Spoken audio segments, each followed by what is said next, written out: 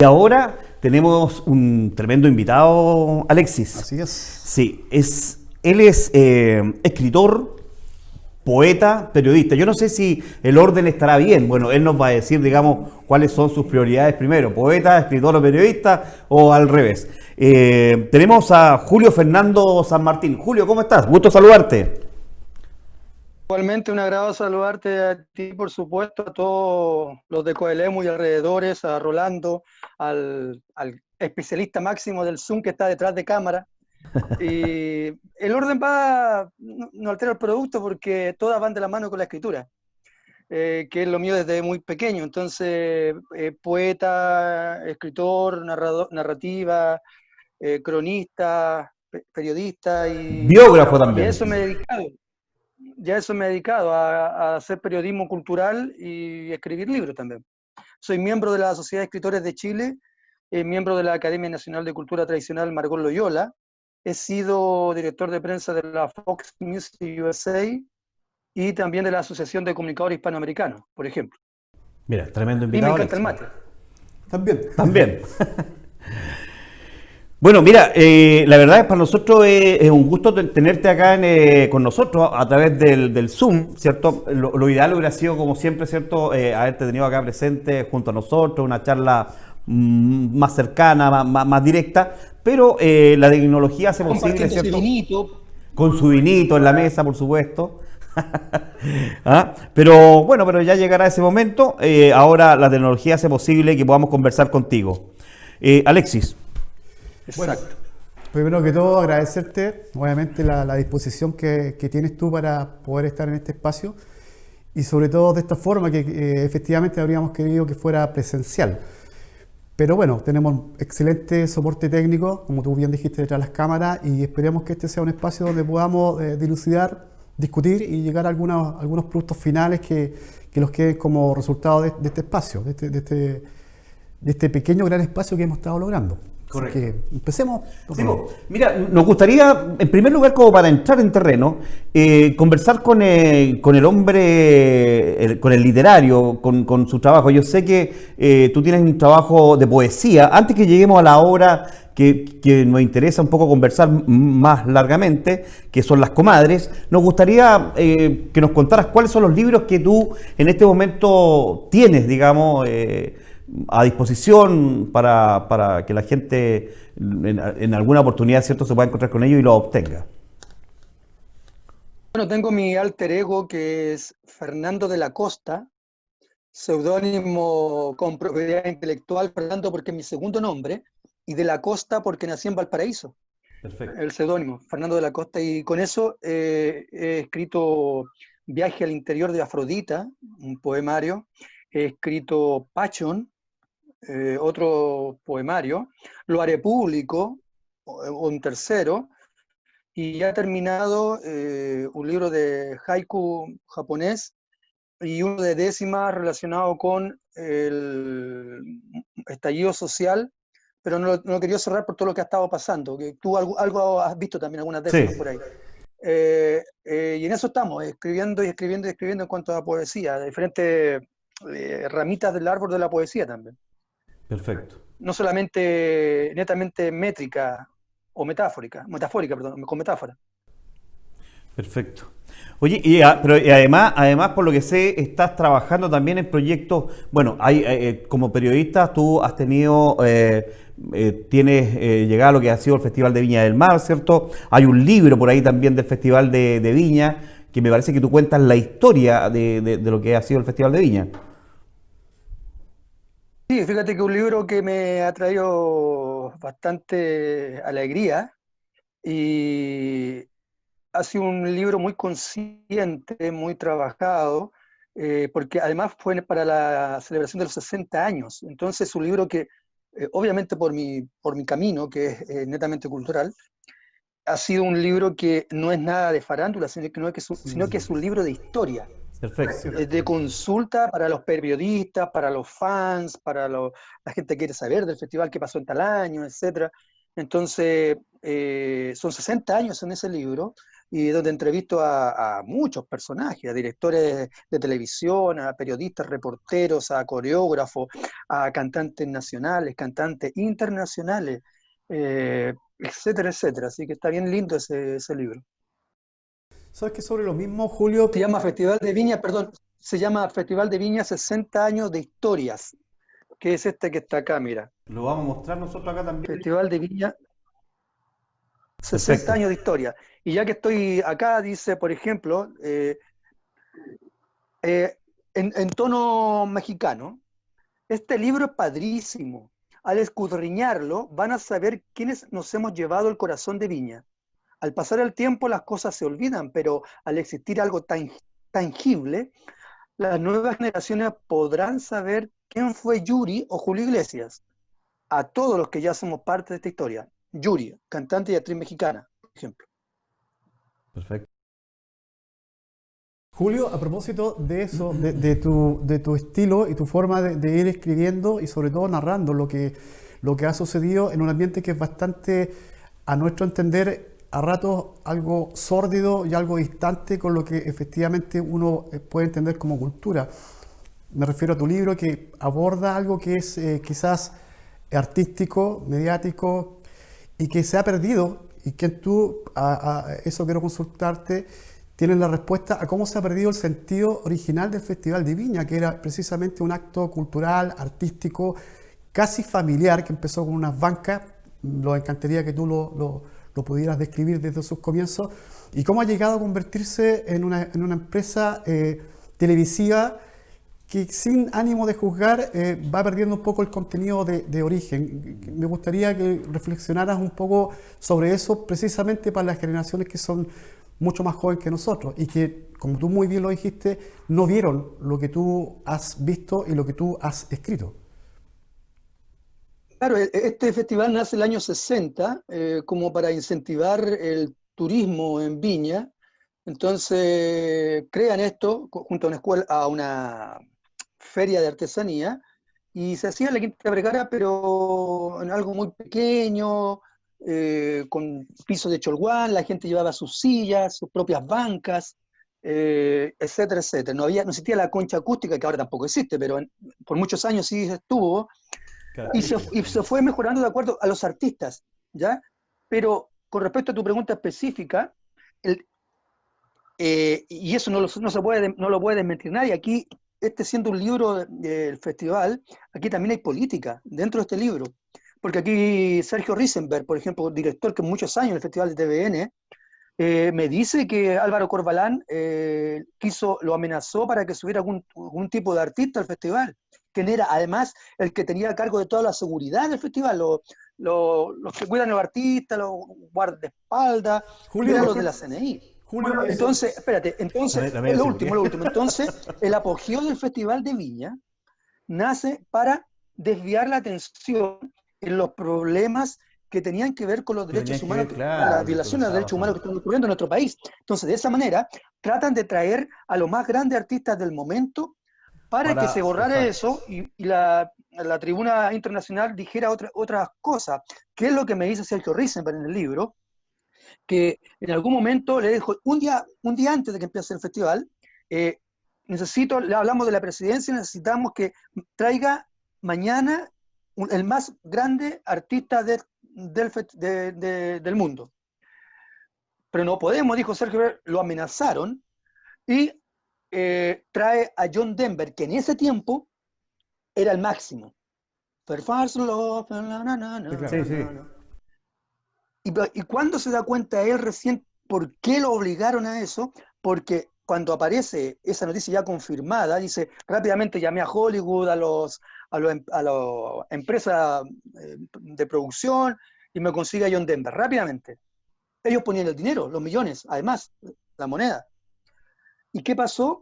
Que cuando salen toda la prensa escrita en grandes títulos, John Denver al festival, que era una hazaña, abajito, Sergio Onofre Jarpa destituido por problemas de los derechos humanos. Claro. Esa era la razón del por qué necesitaban traer a grandes personajes, y ahí nace el apogeo del festival y termino con tu pregunta, hasta que llegamos a nuestros tiempos y resulta que cuando empezaron a pasearse por diferentes canales de televisión, cada uno puso lo suyo. TVN puso, claro, el apogeo en cuanto a los artistas, pero claro, ya decimos que con ciertos fines. Canal 13, por ejemplo, creó La Noche Chilena, que fue fantástica, solamente artistas chilenos, no sé si se recuerdan. Sí.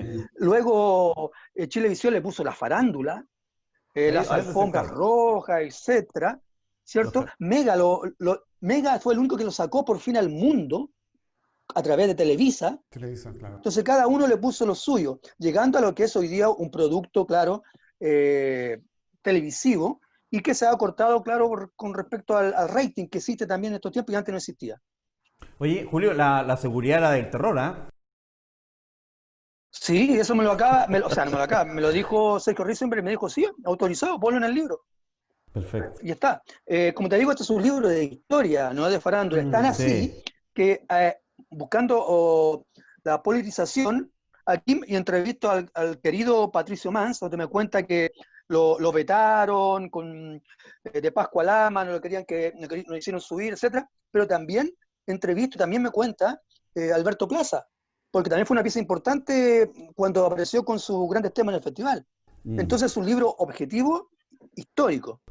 Oye, Julio, con respecto al tema la distracción que juega, o el rol que juega la prensa, y eso en tu calidad de periodista, eso al parecer se usó mucho, bueno, obviamente se usó mucho en dictadura, pero fue como quedando, porque hoy día, si uno ve la televisión o los medios informativos, siguen utilizando los mismos mecanismos de distracción. O sea, hay temas que se explotan para el morbo, ¿cierto? Y se dejan de lado temas que son realmente importantes para el pueblo chileno. Sí, siempre va a ser así, porque donde hay masividad de público, atraído en este caso por artistas, va a haber masividad de prensa. Y la prensa lleva el producto a través de diferentes canales, sobre todo en este siglo XXI, pero también internacionalmente entonces. Entonces es algo que sí, de muchas maneras, logra tapar muchas noticias que son de mayor importancia. Las comadres, Alexis. ¿Margot Loyola? Margot Loyola, Violeta Parra. Claro, qué comadre, por cierto. Qué comadre. ¿Eran amigas? ¿Habrán sido amigas o Mira, no? sí, ¿sabes, Julio? Eso es la discusión que teníamos acá entre nosotros. Se piensa, a los que somos recién llegados al tema, de que existió una suerte de enemistad o distanciamiento artístico entre Margot Loyola y Violeta Parra. Eso, en tu calidad de escritor y tu investigación, ¿qué tan cierto es? Lo que pasa es que era la misma inquietud que yo tenía, y también por ser más joven comparado con aquella generación, cuando yo conversaba con la maestra Loyola en su casa, porque se creía que ambas no se tenían buenas por hacer cosas similares, por hacer las dos de genio muy fuerte, por ser contemporáneas. Sin embargo, a medida que yo me iba internando en el hogar y en el corazón de la maestra Loyola, me daba cuenta que no era así, pero sin embargo ella no quería decir las cosas. Entonces también me retraía y decía, ¿y por qué no lo quiere decir? Seguramente porque tenían algo que se tenían mala. Y no, era porque ella no quería recordar, ya en su octogenaria, su avanzada edad, momentos que le iban a traer recuerdos tristes también. Y entonces la gente son más sensibles. Y ahí, claro, me interné y me di cuenta que era totalmente diferente, que fueron muy grandes amigas, pero sobre todo en lo que dice el libro, que es más, yo en alguna plana de prensa escribí alguna vez, empecé esto y creé un terremoto, dije, sin Margot Loyola no existiría Violeta Parra. Se me subió un mundo de gente encima. Pero el libro lo aclara. El libro lo aclara. Ya, pero ¿a qué viene, digamos, esa sentencia? Claro, porque según el imaginario popular, digamos, ahí está el libro, sí, ahí está el libro. Esperamos tenerlo luego por acá. Esperamos tenerlo luego. Las dos tomadas de la mano. Sí. Claro, como te decía yo, en el imaginario popular, Violeta Parra ha sido mucho más, es mucho más popular, por así decirlo, que Margot, ¿ya? Y a pesar de que, como tú bien dices, y pocos sabemos, digamos, que Margot es mucho antes que Violeta, al parecer, ¿no? En cuanto a la recopilación. Eh, ¿Mm? de hecho, bueno, partamos por otro punto. El público suele idealizar, crear subirlos a la categoría de ídolos, de semidioses a los recientemente fallecidos. Ya. Pasó con John Lennon, y uno se pregunta, ¿quién es mejor entonces, John Lennon o Paul McCartney, con todo lo que ha hecho Paul McCartney después? No sé. Ahí va con cosas de gusto, y pasó con Víctor Jara, hizo grandes temas, grandes canciones, pero murió hace muchos años. ¿Y qué pasó con Patricio Mann, por ejemplo, que no le dan el Premio Nacional? ¿Quién es mejor? Y ahí van las banderas de cada uno. En este caso específico de Margot y Violeta, sí se debe decir que siendo contemporáneas, dedicándose a la investigación, al folclore, van por caminos diferentes. Porque la maestra Loyola es rescatadora, investigadora, docente de las universidades y intérprete. Pero la Viole fue fecunda en la misma tierra, tal como decía el Pablo de Roca. Ella brotó de la sangre de la vertiente de la tierra y va por otro camino. Ella es la creadora, ¿ya? No obstante aquello, en el año 52, Margot, del año 40 al 50, Margot fue una tremenda artista durante una década completa.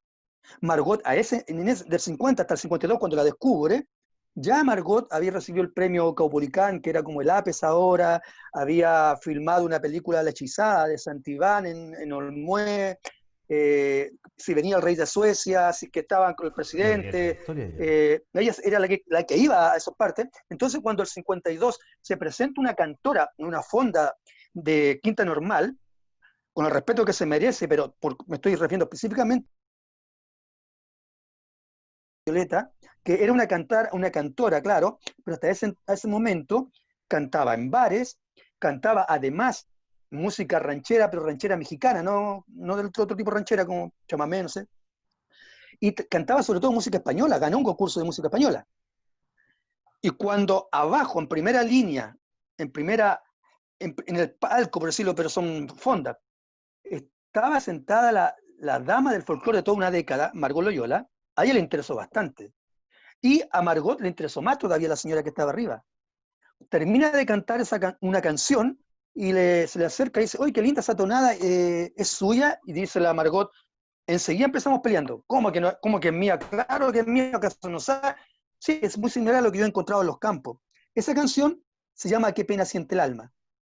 Entonces Margot además había estudiado en el conservatorio 7 años, música con los más grandes, con Armando Carvajal, que fue el creador de la Sinfónica, con Ernest Uto, que creó y que hizo acá en Chile a Carmina Burana, con Malucha Solari, la gran bailarina de danza clásica, que es la madre de Malucha Pinto. O sea, venía de la academia, Margot. Mm. Entonces le dice a la Viole, ¿cuántas canciones tiene? 30. 30. Y la ha pasado a música, pentagrama. ¿Y qué es eso? Porque obviamente no sabía. Vamos, a mi casa, quiero trabajar con usted, le dijo la Viole, vaya a mi casa, mañana, listo. En el piano, 30 canciones pasado pentagrama, en el piano de la Margot. ¿Lo ha llevado al derecho autor? No. Vamos, a tal día al derecho autor. 30 canciones. Entonces, cuando yo digo que sin Margot no existiría Violeta, significa porque sin ese apoyo de una madrina que sí era famosa, a comparado a esta cantora que se había subido una ramada, ¿cierto? No fonda ramada porque eran con rama, rescata lo más importante, es el agradecimiento que tiene la Isabel conmigo y con el libro. Porque de hecho dice Isabel Parra que hay muchas cosas del libro que ella no sabía de su madre. Porque en esas canciones, esas 30 canciones, está Qué pena siente el alma, está Casamiento de Negros, por ejemplo. O sea, la gran discografía de Violeta, no contando la que en su muerte, que son las últimas composiciones, está Gracias Gracia a a la la vida, vida, sobre etc. todo. Pero tú estás esperando las grandes canciones, y después de eso la empieza a llevar a la prensa, la Margot. Entonces, fue muy interesante, muy importante. Mira, te voy a leer que tengo un recorte que lo traje a la Biblioteca Nacional, Por favor. investigando, dice la revista Ecran del 3 de noviembre del 53. El título de la revista Ecran, que era la más grande del espectáculo de aquellos momentos. ¿Surge nuevo valor en el canto popular de Chile? Violeta Parra, compositora y cantante. Abre comillas. Esto es lo que dice el periódico, la revista. Margot Loyola, la conocida folclorista, acompañó a Violeta Parra hasta nuestra redacción, recomendándola fervorosamente como compositora, cantante e intérprete de la cueca campesina. Dice Margot, en Violeta hay un valor que tiene que ser reconocido, nos aseguró Margot con entusiasmo. Como letrista y compositora es excepcional, encuadrando sus composiciones dentro de los moldes folclóricos. Merece que le den una oportunidad. ¿Y la vieron ustedes bailar la cueca?, agrega Margot. Es un baile sabroso, de campo, y a la vez personalísimo. Violeta Parra tiene que lograr el éxito y la popularidad que se merece. Revista Ecran, 3 de noviembre del 53. Entonces fue un apoyo tremendo para todo. Después la llevó a la radio, la llevó a hacer una escuela de temporada de verano, la Universidad de Chile para que hiciera clases. Estuvieron juntas en Francia. Poca gente lo sabe, eso está en el libro. El tío Lalo Parra, en vida, que también fue un querido joven, hermano de Violeta, me escribió décimas para este libro específica. Y una de esas décimas, por ejemplo, en el capítulo con Juntas Luchan en Francia, se llama este capítulo, una décima del tío Lalo Parra específico para esto, dice: Violeta sigue cantando por los barrios, por el centro, en la plaza gran encuentro, con abrazos saludando, su comadre suspirando, es Margot la que llegó, muy felices están las dos, se tomaron de la mano y cantándole al humano, un auto se las llevó por las calles de París. Excelente, excelente. Oye, Julio, sí, no, no, solamente decir, ¿tú crees que se ha hecho justicia con Margot y con Violeta hoy día dentro de dentro de lo que es en el sitial que deben estar estas dos grandes creadoras? Yo creo que sí, absolutamente se ha hecho justicia, pero con fuerza, con Violeta, porque debido al exilio y al necesitar, así de claro, al necesitar comer y subsistir, Isabel y Ángel, sabiendo que lo suyo solamente era el canto, que era su gran camino, su gran raíz, empiezan a instalar de muchas maneras, bueno, uno instala en un país cercano en Europa, se ramifica rápidamente por los demás, porque están al lado. Entonces, ellos logran que se hiciera conocido, dejándole la intemperie a la gran Violeta. Si no hubiera pasado eso en el exilio, también dudo que hubiera tenido la notoriedad Violeta que absolutamente con justicia se merece.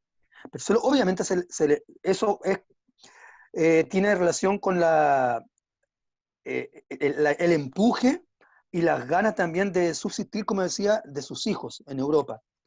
¿Quiénes fueron los que alimentaron y engrandecieron el legado de Violeta? Ahora, con respecto a Margot, claro, porque ya Margot en vida ganó los más grandes premios, partiendo por el Premio Nacional 94 de Artes, donde hasta ese entonces ningún folclorista lo había ganado. El Premio Nacional de Artes Musicales era para los artistas de la élite musical, donde estuvo Claudio Arrau, Víctor Teva, etcétera, etcétera, etcétera. Entonces, porque el folclore se miraba desde el hombro, no era el pariente pobre de la cultura.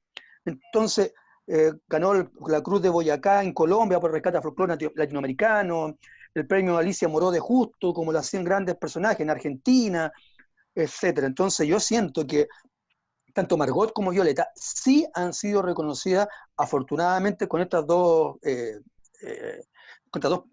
caminos míos que les dejo para todos ustedes.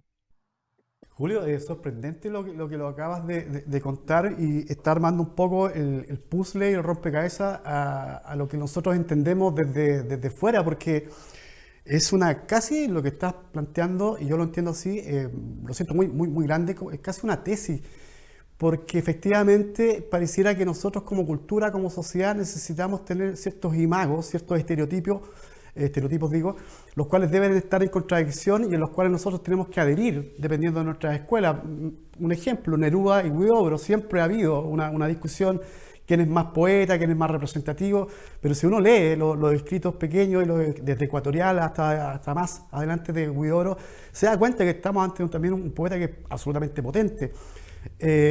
No sé si, aprovechando, Rolando, la instancia, mira qué bonito. Es muy probable que en la próxima sesión, en el próximo capítulo, estemos precisamente con el nieto de Violeta Parra, con Ángel Parra. Que estuvo acá en Coelemo. Que estuvo acá también en Coelemo y lo estás dando muchos insumos como para poder conversarlo y poder clarificar, pero sin duda que Violeta Parra y Margot Loyola son patrimonio y sin duda que leyendo tu libro y escuchándote ahora sobre la tesis central de tu libro, has hecho un rescate y has puesto en posiciones, digamos, de observación nuevas a estas dos inmensas creadoras que son Margot Loyola y Violeta Parra. Gracias. Yo quiero consultarte antes que se lo vaya el tiempo. Está súper interesante la conversación. Qué rápido que hablas, nuestro invitado. Ay, qué bueno que estamos hablando el mismo idioma, porque Sí. sería prácticamente imposible seguirte. Pero yo y Rolando los interesamos mucho en lo que escriben y en lo que tienen como argumento nuestros invitados por una cuestión de respeto y de que se sepa que sabemos con quién estamos. A propósito de eso, me llamó mucho la atención que tú entrevistaste a una de las últimas, no sé cómo decirlo, de la cultura SECMA, a la Calderón, a la Cristina Calderón, ¿me estoy en lo correcto? La Cristina Calderón Harvard. Así es. Y no sé si pudieses tú contarnos un poco qué sentiste al saber que era la última de una estirpe, de una raza. Estuve 3 veces en Villa Uquica, ¿ya? conversando con ella, con su familia. Obviamente a ellos les incomoda, les molesta que se diga que es la última Yagán, porque están sus hijas, por ejemplo, sus hijos. Pero cuando los estudiosos decimos que nos referimos a la raíz misma en cuanto a sangre, pero también a legado, porque sus hijos tendrán en algo la sangre, pero no hablan el idioma, por ejemplo. No hace del junco la cestería con las embarcaciones, etc. Entonces, sí es la última Yagán pura viva que lleva en su sangre, en su mente, en su corazón, sus propias tradiciones, que no en vano fueron sufridas. Entonces, a eso nos referimos cuando es la última abuela, que era su hermana murió, por supuesto, la Úrsula, y queda ella, Cristina Calderón Harvard. Julio, sobre ese punto, ¿tú pudieses compartir un poco con nosotros qué sucedió efectivamente y cómo se mete en esta historia la familia Menéndez, el museo que existe actualmente en Punta Arenas, no sé si estoy muy equivocado? Bueno, afortunadamente ya existen libros y claro, en el siglo XIX, por ejemplo, Julius Popper, De Argentina. no, en Europa pagaba 1 libra esterlina por una cabeza de un indígena y un poco más por la oreja. Por la oreja. Claro. Entonces fue una matanza, fue una barbarie tremenda, y así desaparecieron los Selknam. Y de la misma manera, cuando ya estaban desaparecidos, y el Andar también, empezaron a matar a los Yaganes. Y además llevarlos, recuerden, a museos de Alemania, museos de París, como animales, encerrados en un vidrio para que la gente lo apreciara. Donde empiezan a morirse también en el viaje de allá y de allá para acá, a través de las pestes también. Y porque no era su mundo y no estaban acostumbrados a todo lo que estaba ocurriendo, por eso, lo que lo sentían, lo que vivían y lo que respiraban. Entonces fue un momento muy triste, que el pueblo chileno no ha sabido reconocer, rescatar y preservar. Por ejemplo, la abuela Cristina me decía que de partida están alejados. Lo tiraron a una reserva con los indígenas, hablando indígena estadounidense, a una reserva mucho más allá. Y me dice, yo a veces no puedo ni ir al cementerio a ver a los míos, porque los míos están allá. al otro lado del pueblo. El pueblo está aquí en el medio, yo está en un rincón, y el pueblo que era de ellos estaba al otro lado. Y se llevaron una gran piedra donde ellos hacían danza desde niño, y era muy ancestral. Y se la llevaron a un museo de Estados Unidos. Y ellos la tienen ahí, la disfrutan. Lo que no ha pasado con los Rapanui, por ejemplo, que sí hacen valer y que traigan desde Europa sus Moai. ¿Te das cuenta? Entonces ha sido un momento muy doloroso con diversas etnias patagónicas chilenas. Oye, pero ahí al parecer como que el tema del olvido no corre, ¿ah? Porque en el último levantamiento, ¿cierto? Que fue ahora de octubre, el año pasado, en Punta Arenas se echó abajo la estatua, digamos, de latifundista que estuvo involucrado, ¿cierto? En lo que fue los crímenes del pueblo Selknam. Y que fue noticia, digamos, pues esa estatua se... Claro, yo me refiero al rescate del legado ancestral. A eso me refiero, que el gobierno ni ninguna otra entidad gubernamental ha luchado para rescatar y preservar lo que nos pertenece. Eh, y otro ejemplo, tú vas allá, Jay Risorio, porque en la cueva del Milodón hay un Milodón falso, y el Milodón está en un museo europeo. Entonces, a eso me refiero, ¿te das cuenta? El rescate de nuestro patrimonio. Y eso es. Bueno, mira, dentro de esto también, dentro de tus entrevistados, y a mí también me interesaba ver si nos hablaba un poco de él, que falleció hace muy poco, Gonzalo Rojas, gran poeta nacional. Creo que tú también tuviste la oportunidad de entrevistar y hablar con él. Sí, Chillanejo. estuve hartas veces en su casa, conversando, bebiendo en un vino, un whisky. Quiero cerrar un punto, por favor, si me lo permiten. Quiero cerrar el tema del libro Las Comadres porque no lo dije.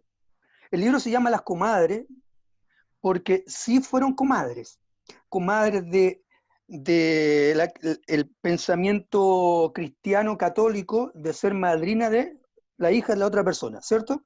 No del compadre del amigo. Rosita Clara fue una de las hijas de Violeta que fallece cuando ella está en Europa.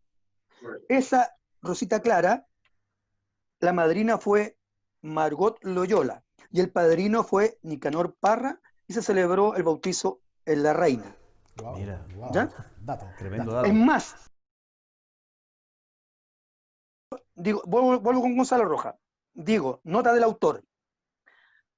Esto también es algo que no todos saben.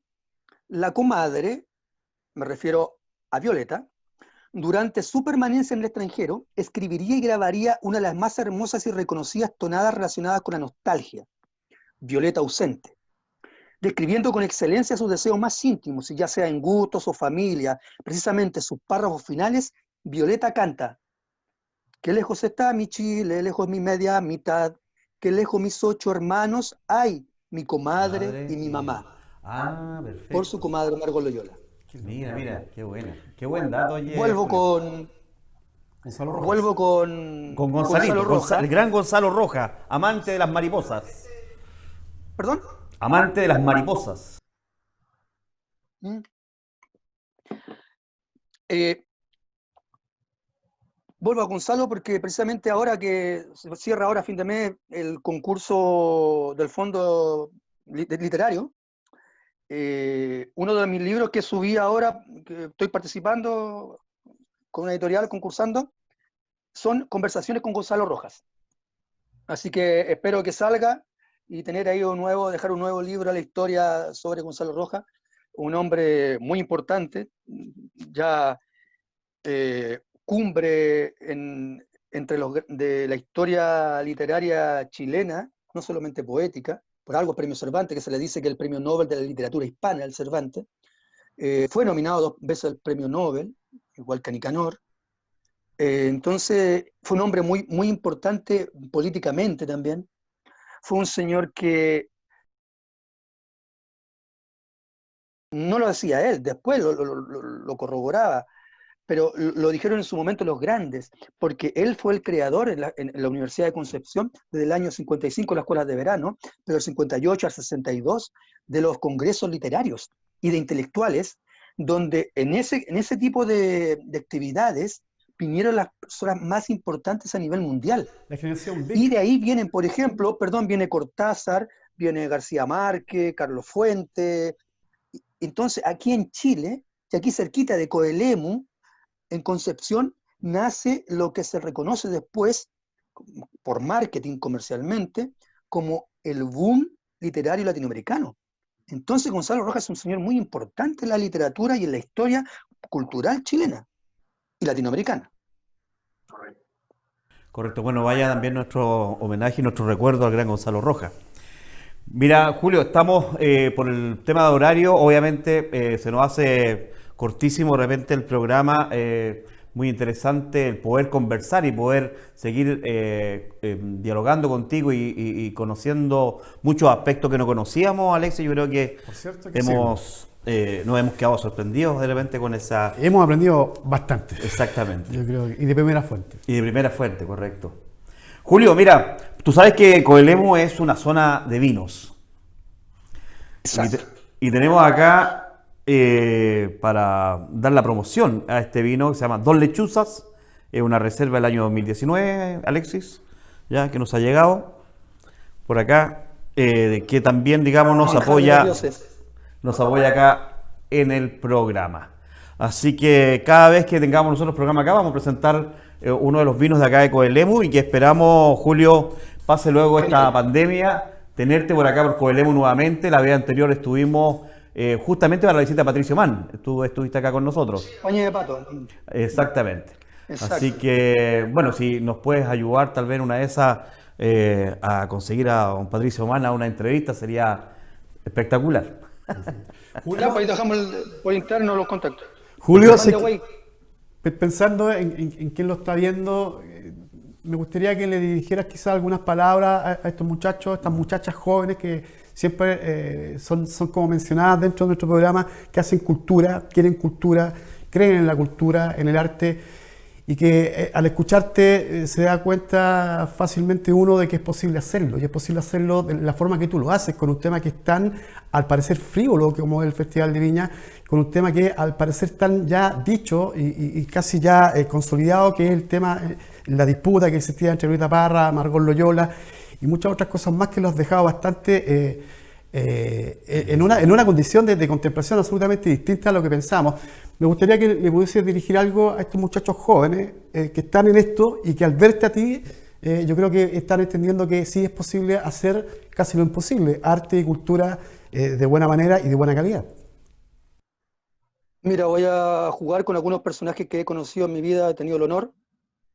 Y Gonzalo Rojas siempre me decía que había que hacer las cosas sin miedo al miedo. Y eso me quedó por siempre aquí arriba, sin miedo al miedo. Patricio Mann siempre me ha dicho y siempre lo dice, a mí me verán cantando, me han visto cantando parado, me han visto cantando sentado, pero de rodillas jamás. O sea, la fuerza, el empuje, la pasión de lo que estamos hablando de Gonzalo Rojas, más allá de todo, porque también dice la palabra, un poema muy corto que tiene que dice aire, aire, aire, no solamente para respirarlo, sino que para vivirlo. O sea, si tú estás haciendo eso como una forma de vida, sigue adelante, te vas a encontrar con problemas, pero es lo que estoy haciendo y para eso estoy en esta vida, para eso algo tengo que hacer y si no lo hago yo, quizás no lo van a hacer otras personas también. Margot Loyola me decía siempre, mijito, siempre respeta las fuentes, siempre, nómbrelas, dígale, porque gracias a eso usted es lo que es. Hay tips, como le llaman en estos tiempos, para los jóvenes. Al atreverse, el sin miedo al miedo, la pasión, el ser luchador y el ser un respetuoso. Y con eso se avanza, y se avanza, y se avanza. Gracias, Julio, No, permíteme, yo voy a aplaudir. Yo voy a aplaudir. Bueno. Julio, muchas gracias por tu visita, por tu tiempo. Y con esto, ¿cierto? Nos despedimos. Estaríamos dando por cerrado el programa de este quinto programa, Alexis, ya con interesantes invitados. Yo la verdad es que me quedo bastante contento también una vez más un programa muy bien logrado, con invitados muy interesantes que nos entregan muchas cosas. Vamos a presentar a nuevamente a nuestro Sí, a nuestro auspiciador. auspiciador. De alguna forma vamos a tener que hacerle llegar uno de estos a Julio. Sí, Julio, Nahuel y Dos Lechuzas van para allá, ¿ah? Nahuel. Ok. Oye, antes que cortemos, obviamente agradecerles por esta conversación, que siempre las conversaciones son muy interesantes. Los felicito por este espacio y Gracias. que la cultura siempre va a ser valiosa y necesaria para el conocimiento y para el andar del hombre. Así que los felicito a todos los que hacen posible estos espacios, al encargados de cultura de Coelemu, a ti Rolando, a Alexi, al señor del Zoom, que está detrás de cámara, y a todos, porque de esto se trata la vida, del acervo. Caminante no hay camino, se hace camino al andar, decía Antonio Machado, no yo a Manuel Serrat. Sí, por Y cierto. eso hay que hacer. Así que muchas gracias a todos ustedes, y ustedes han ganado también una gaviota Gracias. por su gran programa. Chao, Julio. Vale, Julio, nos vemos, que estés muy bien. La Un mejor abrazo. ventura, que estés bien, gracias. Un abrazo grande. Bueno, eso sería entonces todo. Nos despedimos, como de costumbre, Alexis, contentos y felices. Nos vemos en el sexto programa.